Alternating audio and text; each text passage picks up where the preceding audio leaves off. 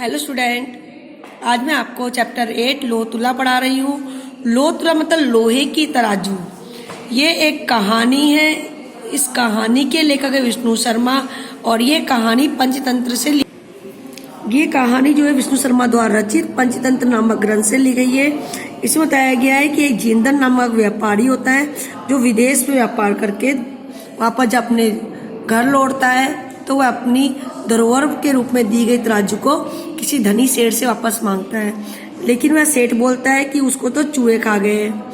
यानी कि वो व्यापारी समझ जाता है कि यह इसको तराजू वापस देना नहीं चाहता है, तो वह उससे तराजू वापस लेने के लिए उसके पुत्र का अपहरण कर लेता है, उसे कहीं पर छिपा देता है। दोनों आपस में लड़ते हुए न्यायालय जाते हैं। वहां पर न्यायाधिकारी उचित न्याय करके दोनों को संतुष्ट करते हैं। तो एक कहानी है बेटा, तो आप लोग ध्यानपूर्वक सुनेंगे। आसीत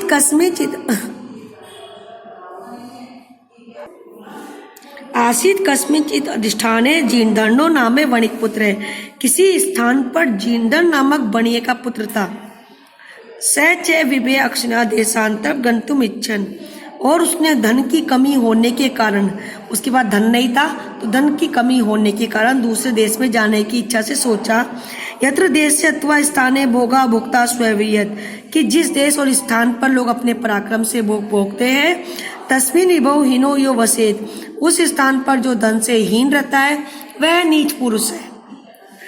तस्य च ग्रहे लो घटिता पूर्व पुरुषो पार्जिता तुला आसीत, और उसके घर पर लोहे से बनी हुई पूर्वजों द्वारा प्राप्त तराजू थी। मतलब तराजू कैसी थी? जो उसे पूर्वजों से मिली थी, उसके दादा परदादा की तराजू थी वो तो। और उसके घर में लोहे से बनी हुई पूर्वजों द्वारा प्राप्त लोहे की तराजू थी। ताम च कस्यचित् श्रेष्ठिनो ग्रहे निक्षेप भूता, निक्षेप का अर्थ होता है धरोहर, अमानत। कृत्वा देशांतरम प्रस्थित, और उसको किसी सेठ के घर पर धरोहर के रूप में रखकर वह दूसरे देश में चला गया। और उसे किसी सेठ के घर पर धरोहर के रूप में रखकर वह दूसरे देश में चला गया। ततः सुचिरम कालम देशांतरम यथेच्छा भ्रांतत्वा पूर्व स्वपुरम आगत्य तम श्रेष्ठिनम अवदत्, उसके बाद लंबे समय तक दूसरे देश में इच्छानुसार घूमकर पुनः अपने देश में आकर उसने सेठ से कहा।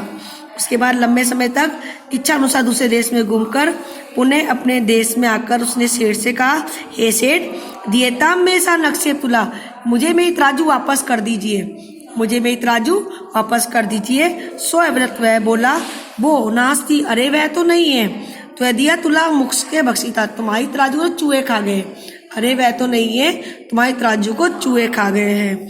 जींदन एवरा, जींदन बोला, बहु श्रेष्ठीन, हे सेठ, नास्ती दोषस्ते, इसमें तुम्हारा कोई दोष नहीं है, तुम्हारी कोई गलती नहीं है, इसमें तुम्हारी कोई गलती नहीं है। यदि मुस्के बख्शीता, यदि चूहों ने उसे खा लिया है, इसमें तुम्हारी कोई गलती नहीं है, यदि चूहों के द्वारा उसे खा लिया गया है। ईदृशम एव अयम संसार है, यह संसार तो ऐसा ही है। यह संसार क्या है? ऐसा ही है। न किंचित अत्र शाश्वतम अस्ति, यहाँ कुछ भी स्थायी नहीं है। यह संसार ऐसा ही है, यहाँ कुछ भी स्थायी नहीं है। परम अहम नदाम स्नानार्थम गमिष्यामि, परंतु मैं नदी में स्नान के लिए जाऊंगा, परंतु मैं नदी में स्नान के लिए जाऊंगा। तत्ते त्वम आत्मीयम एनम शिशु धन देव नामने मया से स्नानोपकरणम हस्तम प्रेष्य, तो तुम अपने पुत्र धन देव को मेरे साथ स्नान की सामग्री लेकर भेज दो। मतलब कि अपने पुत्र धनदेव को मेरे साथ स्नान की सामग्री लेकर भेज दो। श्रेष्ठी स्वपुत्र अवदत्, उस सेठ ने अपने पुत्र से कहा, वत्स पुत्र, पितृवयो अयम तव, यह तुम्हारे चाचा है। स्नानार्थम या सती, स्नान के लिए जाएंगे, यह तुम्हारे चाचा जी जो स्नान के लिए जाएंगे। तद अनेन साकम गच्छ, तो तुम इनके साथ चले जाओ, यह तुम्हारे चाचा है, स्नान के लिए जाएंगे, तुम इनके साथ चले जाओ। अथासो श्रेष्ठी पुत्र धनदेव स्नानो उपकरणम आदाय पृष्ठ मना तेन अभ्यागतेन सह पृष्ठित, उसके बाद वह सेठ का पुत्र धनदेव स्नान की सामग्री को लेकर प्रसन्न मन से उस अतिथि के साथ चला गया। अद्यता अनुष्ठे से वणिक स्नात्वा स्तम शिशु गिरी गुहायाम प्रक्षिप्य तद्वारम वह शीलिया आच्छाद्य सत्वरम ग्रहम, तो जो बढ़िया था उसने स्नान किया।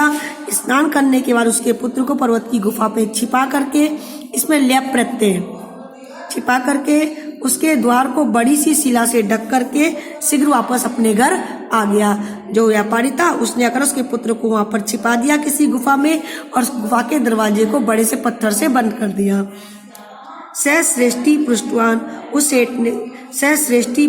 उस सेठ ने पूछा, अरे अभ्यगत, अरे अतिथि, कथ्यताम कुत्र में शिशु यह तोया सह नदी गते, कहो तो मेरा पुत्र कहाँ है जो तुम्हारे साथ नदी में गया था।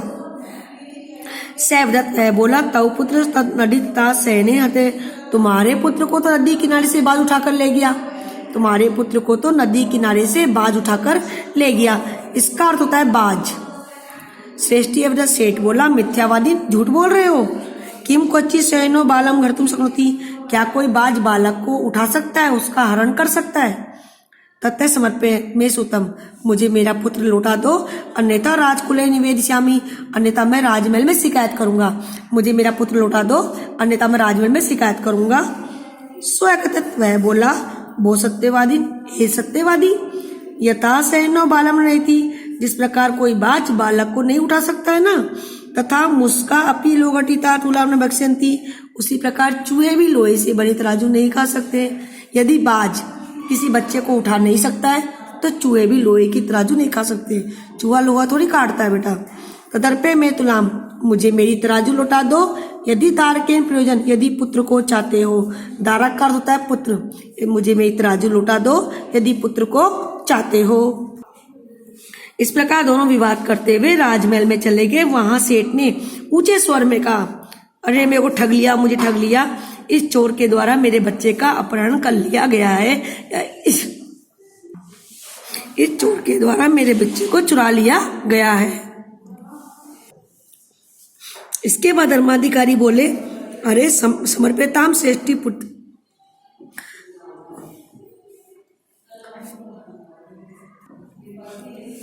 अरे सेठ के पुत्र को वापस लौटा दो।